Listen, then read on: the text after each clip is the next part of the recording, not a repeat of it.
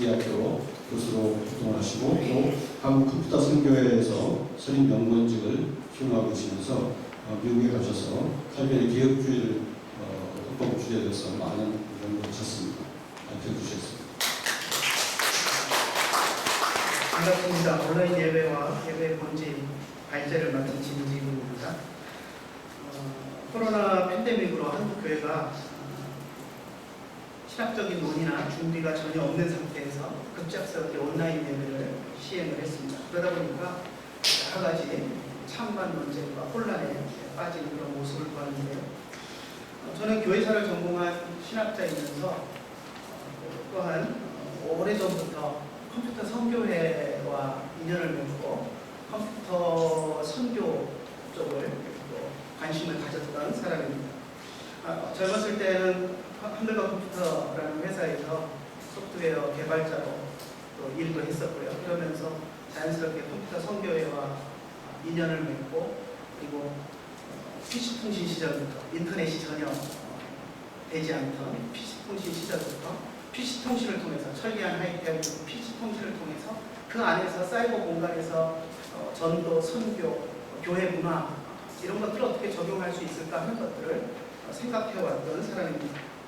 그래서 이 주제를 제가 보았을 때 예배 본질과 온라인 예배라는 주제를 보았을 때 되게 거룩한 부담감이 사실 느껴졌습니다. 그래서 역사학자로서 교회의 역사 속에서 예배의 본질이 무엇인가 하는 문제도 짚고 넘어가야 하지만 또 컴퓨터를 오랫동안 하면서 그런 문제들을 생각했던 사람으로서 내가 거룩한 부담감을 가지고 좀 준비를 해야 되겠다라는 생각을 가지고 발제를 하게 되었습니다. 제일 먼저 제가 이제 역사신학자로서 역사 속에서 예배가 무엇인가 하는 문제를 좀 먼저 살펴보려고 하는데요. 예배를 어떻게 정의할 것인가 하는 것은 사실 쉬운 문제는 아닙니다. 그런데 제가 마음속에 가지게 된 하나는 로버트 웨버라는 예배학 관련돼서 유명한 신학자인데요. 하나님과 하나님 백성과의 만남이다라고 예배를 정의한 것에 제가 마음이 많이 움직였습니다. 그래서 그것을 염두에 두고 구약 성경을 보면 족장시대에 보면 하나님이 임재하시는 그곳에서 족장들이 아브라함을 비롯한 족장들이 단을 쌓고 여호와 이름을 부릅니다. 그것이 예배였고 그리고 그 장소가 예배의 장소, 하나님이 임재하신 곳이 예배의 장소가 됩니다. 물론 출애굽 사건 이후에는 성막이 이제 하나님의 임재의 장소고 그것이 예배의 장소가 되었고요.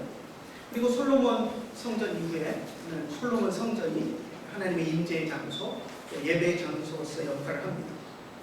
하지만 예수 그리스도의 오심 이후로는 이 장소적인 의미가 장소로서의 성전의 의미를 상실하게 됩니다. 예수님 자체가 이 땅에 오신 하나님, 임마누엘의 하나님이시고 그래서 예배의 장소적인 그런 제약은 완전히 사라진 것으로 우리가 봅니다.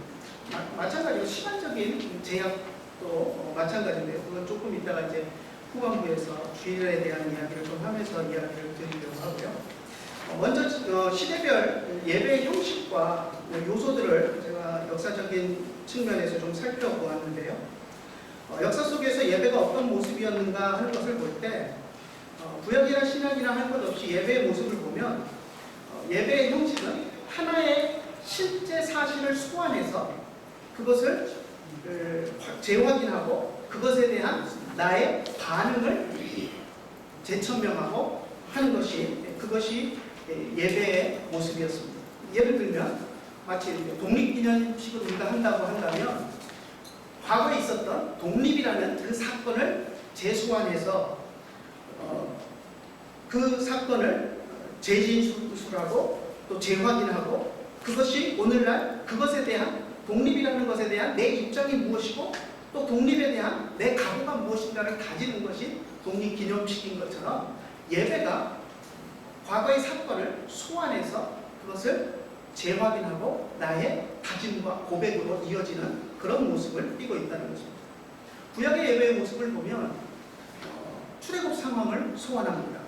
출애굽 상황을 소환해서 하나님이 시내산에서 만나주시고 하나님의 백성으로 삼으신 그 사건을 소환해서 그리고 그 시내산에서 하나님이 정하신 예배 제사의 절차를 따라서 하나님을 예배하면서 출애굽 사건을 소환합니다. 하나님께서도 이스라엘 백성을 향해서 너희는 기억하라, 자카르타라는 말을 거듭 성경에 하시면서 그 사건을 소환해서 하나님이 과거에 무슨 일을 하셨는지를 기억하고 그것을 기념하라는 그런 말씀들을 계속 하시는데요. 그 6월절 사건을 소환해서 하나님의 백성으로서 내가 어떻게 살아갈 것인가를 각오하고 다짐하는 것, 그것이 구약시대의 예배였고, 또 무교병이나 쓴나물이나 이런 것들을 먹으면서 과거의 그 6월절 사건에 내가 간접적으로 동참하면서 그 사건과 내가 하나 되는 그런 경험을 하는 것, 그것이 예배의 모습이었습니다. 신약시대 이후에는 소환하는 사건이 또 하나 있죠. 무엇입니까? 예수 그리스도의 십자가와 부활의 사건을 소환합니다. 그래서 신약시대 이후에 우리 초대교회부터의 그런 예배의 모습을 보면 이 예수 그리스도의 십자가와 부활의 사건을 소환해서 그 사건이 우리에게 주는 의미가 무엇인지 재진술하고 재확인하고, 그리고 그것을 통해서 내가 어떻게 하나님의 백성으로서 예수 그리스도의 제자로서 살아가야 할 것인가를 다짐하는 것, 그것이 바로 예배의 모습이다라고 우리가 생각할 수 있습니다. 그래서 초대교회 때부터 해서 역사 속에서 예배의 그런 형태를 이제 쭉 살펴보았는데요. 사실 초대교회 때의 예배의 그런 자료들이 많이 남아있지는 않습니다. 그래서 참 이야기하기가 어려운 측면이 많이 있는데요. 그렇지만 여러 가지 이제 몇 가지 이 자료들을 보면, 특히 이제 순교자 저스틴이 쓴 제1변증서 같은 경우를 보면 예배의 형태를 간결하게 우리가 알 수 있는 그런 요소가 있습니다. 한 장소에 모여서 사도들의 글과 선지자들의 글을 한 사람이 낭독하고 청중들은 청취하고, 그리고 나서 다른 사람이 나와서 읽은 말씀에 대해서 강론하고, 오늘의 설교의 형태죠. 강론하고, 그리고 나서 함께 기도하고, 그리고 성찬을 행하는 그것이 초대교회 초기의 예배의 모습이었습니다. 그리고 이 순교자 저스틴의 제1변증서를 보면서 제가 하나 깜짝 놀랐던 것이, 나중에 이제 또 그것을 제가 이야기를 할 텐데 여러분들 좀 기억을 하고 계십시오. 성찬에 특별한 이유가 있어서 예배에 참석하지 못하고, 그래서 성찬에 참여하지 못했던 사람들에게 집사들을 통해서 떡과 포도주를 배달을 합니다. 그리고 예배에 참석하지 못했던 사람들이 집에서 그것을 받아서 먹고 마심으로써 성찬에 참여하는 그 기록이 이 순교자 저스틴의 변증서에 나오는 모습을 보면서 사실 깜짝 놀랐습니다. 아무튼 지금 초대교회의 그런 예배 형태를 보면 말씀을 읽고 강론하고, 그리고 성찬을 행하는 말씀과 성찬의 이중보수다라고 우리가 이야기할 수 있습니다. 물론 이제 초대교회 후반 또 중세로 넘어가면서 예배가 상당히 복잡해지고 미를 추구하게 되고, 또 시문학이나 음악, 미술 이런 것들을 최대한 막 끌어들이면서 예배가 화려하게 변해갑니다. 하지만 그러한 속에서도 말씀과 성찬의 구조는 변하지 않고 있었던 것을 보게 됩니다. 물론 이제 중세로 넘어가면서 예배에 변질되는 요소가, 그것이 이제 본질적인 요소들을 제외하고 아름답게 미를 추구하던 것들이 더 중요시 여겨지고 하면서 이제 변질되는 그런 요소가 있지만, 그런 중세시대에 예배가 변질되는 그런 속에서도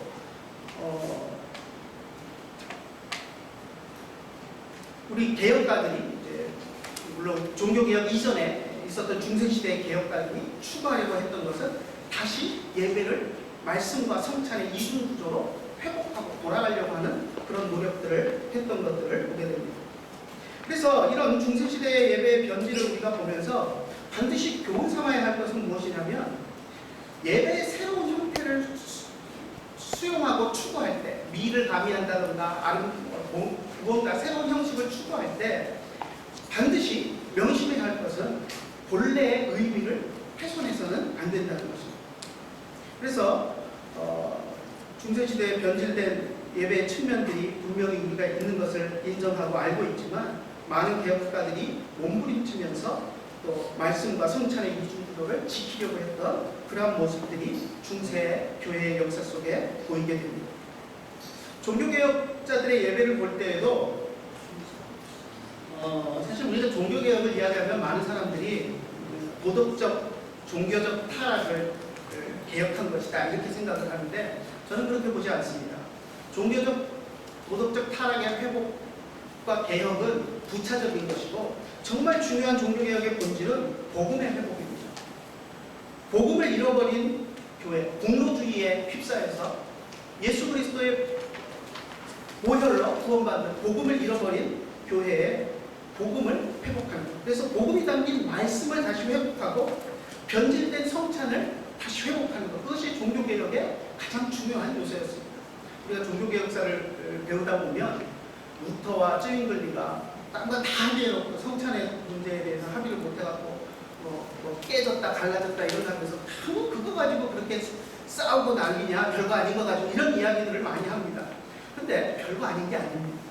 예배의 가장 중요한 요소가 말씀과 성찬의 이중구조인데 성찬의 의견이 갈리니까 거기에서 화합할 수 있는 방법들을 찾지 못했던 것. 물론 찾았으면 더 좋았겠죠. 그렇지만 우리가 그들을 단지 그것을 화합하지 못했다라고 비난할 간단한 문제가 아니라는 겁니다. 예배에 있어서 가장 중요한 핵심적인 요소, 두 가지 요소 중에 하나가 성찬이기 때문에 그것이 그렇게 종교개혁자들에게 말씀 다음으로 말씀과 버금가게 그렇게 중요했던 그런 요소였습니다.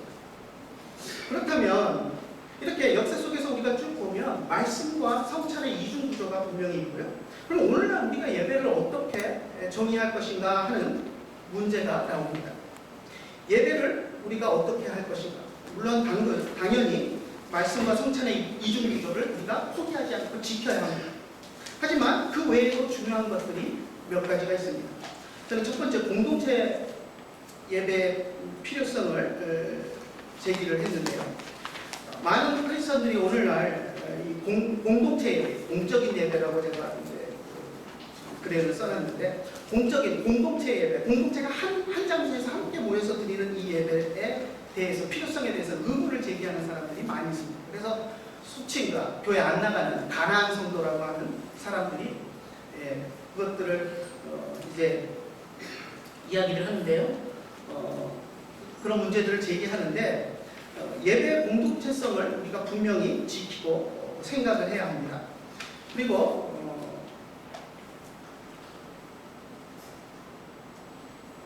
예배 한 장소에서 모여서 드리는 그런 공동체성을 회복해야 되고요. 또 하나, 두 번째, 예배의 형식적인 면에서 형식이 반드시 필요한데요. 형식적인 면에서 우리가 먼저 생각해야 될 것이 장소적인 문제입니다. 장소적인 문제를 이야기할 때 수가성 여인에게 예수님이 하셨던 말씀을 우리가 떠올리면 예배는 장소가 중요한 거죠. 그 시대의 사람들도 사마리아 사람들과 유대인들과 어디서 예배해야 되느냐 장소의 문제로 심각한 논쟁이 있었던 중요성이 있었던 문제지만 예수님께서는 신령과 진정으로 예배 대상을 제대로 파악해서 드리는 예배가 중요한 것이지 장소가 중요한 것이 아니다라고 우리에게 가르치셨고요. 이제 예배 시간에 대한 문제를 논의할 때도 우리 대부분 성도들이 중요하게 생각하는 것이 주일날 드리는 예배를 소중하게 여깁니다. 주일 성수를 많이 이야기를 합니다. 그리고 주일 성수가 이제 희박해진 상황 속에서도 주일 낮에 11시에 드리는 예배를 아주 소중하게 생각하는 그런 분위기가 있습니다. 하지만 엄격히 말해서 주일은 안식일이 아닙니다. 사실 주일 안식일의 문제를 간단하게 좀 얘기를 해보면요. 에덴 동산에서는 모든 날이 안식이었습니다. 그죠? 모든 날이 주님과 동행하며 안식하는 에덴 동산에서 안식을 누리는 삶을 사는 것이었는데요. 죄를 짓고 에덴 동산에 쫓겨나면서 안식을 잃어버렸습니다. 그런데 하나님이 율법을 주시면서 안식일 제도를 만드셔서 일주일에 하루라도 안식을 맛볼 수 있는 날로 우리의 유익을 위해서 주셨습니다. 근데 예수님이 오셔서 우리를 위해서 십자가에 죽으시고 부활하심으로써 안식의 문제가 완전히 회복이 되었습니다. 그래서 모든 날이 다 똑같은 날이 되었습니다. 그렇기 때문에 어느 날이 중요한 것이 아닙니다. 하지만 이제 우리 육신의 연약함 때문에 모든 날이 안식이 되었다고 우리가 일주일 내내 찬송만 하고 예배만 드리면서 살 수는 없잖아요. 또 먹을 것도 해결해야 되고 하기 때문에 우리의 연약함 때문에 일주일의 하루를 택한 것이 주일. 그것이 우리 사도적 전통에 의해서 택한 것이고, 사도 바울이 그래서 어느 날이 중요한 것이, 어느 날이어야 한다는 것이 중요한 것이 아니라 각자 자기의 합한 대로 택할지니라고 말했던 것도 그런 이유입니다. 그래서 제가 어렸을 때 기억 가운데 저희 동네에 미도파 백화점, 지금은 없는데요. 미도파 백화점이 있었는데 거기 직원들이 수요일날 휴무일에 모여서 백화점 안에 공간에서 모여서 우리가 주일 예배를 드리듯이 주일을 지키듯이 수요일에 그들은 아침부터 저녁까지 예배하고 찬송하고 전도하고 하는 일들을 그날 했습니다. 그것이 우리가 잘못했다고 얘기할 수 있나요? 아니, 수요일을 택해서 그들은 거룩하게 일주일의 하루를 지킨 것입니다. 그래서 어느 날이 중요한 것이 아니라 일주일의 하루를 온전하게 하나님 앞에 드리는 것은 우리에게 중요합니다. 사실 이런 이야기를 하기가 어려운 것이, 이런 이야기를 하면 주일 그건 아무것도 아니래 이따위로 생각하는 사람들이 있어서 사실 목회자로서 이런 이야기를 하기가 참 조심스럽습니다. 본 의도는 그게 아닌데 주일은 마땅히 성수해야 하고 일주일의 하루를 거룩하게 지켜야 하는 것이 중요한 일인데도 주일이 중요한 게 아니라 날이 중요한 것이 아니다 그러면 주일을 폐하려고 하는 사람들이 생겨나기 때문입니다. 온라인 예배에 대해서 이제 얘기를 하려고 그러는데요. 온라인 예배가 그럼 가능한가? 우리는 이 논의를 많이 하지 않았습니다. 그런데 30년 전부터 이 문제에 대해서 생각을 하고 고민하셨던 분이 있습니다. 이미 저하고 같이 일을 해오셨던 컴퓨터 소개 이영재 목사님인데요. 2001년에 출판한 미션 시프트라는 책이 있는데요. 거기에 보면 이런 이야기가 있습니다. 오늘날 우리 코로나 사태로 인해서 온라인 예배를 드리는 그런 모습 같은 것들을 이야기를 하고 있는데요. 부득이한 이유로 주일 예배에 참석하지 못한 남편이 온라인 예배를 통해서 성경 공부에 참여하고, 심지어 병원에 입원한 사람이 스마트워치를 통해서 구역 예배를 드리는 사람들이 구역 예배 드리는 모습을 보고 하는 그런 모습들을 예견하고 했던 모습을 봅니다. 30년을 한결같이 컴퓨터 선교 일을 해오면서 컴퓨터 통신망과 인터넷 발전을 예견하고 이러한 선견을 했던 그러한 이영재 목사님의 모습을 우리가 좀 보면서 배워야 할 텐데요. 선견적인 모습을 배워야 할 텐데, 온라인 예배가 이제 시대적으로 필요한 시대가 되었습니다. 예배 수정, 또 예배 시간의 수정, 예배 장소의 변경, 또 예배를 드리는 데 필요한 도구들을 우리가 개발하고 적용하고 하는 것들은 얼마든지 우리가 사용할 수 있습니다. 하지만 더 중요한 것은 무엇이냐면 예배의 본질이 훼손돼서는 안 됩니다. 그리고 인간의 편의성을 강조하면서 온라인 예배가 내가 편하기 위한 예배가 되어서는 안 된다는 것을 우리가 기억을 해야 합니다. 분명히 이 디지털 문화, IT 문화, 좀 쌍방향 소통이 되는 이런 문화들이 새로운 문화지만 또 그것을 새로운 문화로서 우리가 충분히 수용할 수 있는 가능성이 있습니다. 일반 은총으로서 우리가 그것을 받아 누려야 합니다. 물론 그건 잘못 누리면 얼마 전에 나왔던 엠번방 텔레그램 엠번방 같은 그런 죄악의 도구로 사용될 수도 있지만, 그것을 우리가 선한 용도로 사용하는 것은 우리의 의무라고 우리가 생각할 수 있습니다. 제가 하나 앞에서 이야기했던 그 성찬의 문제를 잠깐 짚고 이제 맞추려고 하는데요. 성찬의 문제가 사실 제가 온라인 예배를 수용하려고 할 때 제일 부담이 되는 것이었어요. 왜? 온라인 예배는 성찬이 그렇게 예배에서 중요한데 성찬을 할 수가 없잖아요. 그래서 속으로 제가 온라인 예배가 막 이렇게 되면서 속으로 이제 화가 나는 것이 뭐냐면, 이제 곧 택배로 포도주와 떡을 배달하는 업체가 생겨나겠다. 그럼 그걸 받아가지고 온라인 예배 화면 보고 목사님이 주님의 살입니다 하고 떡을 먹자 그러면 집에서 혼자 택배로 배달된 떡을 먹고 포도주를 마시면서 성찬했다고 하겠구나 하면서 마음이 20분 된다고 마음이 제가 참 좋지 않았습니다. 그런데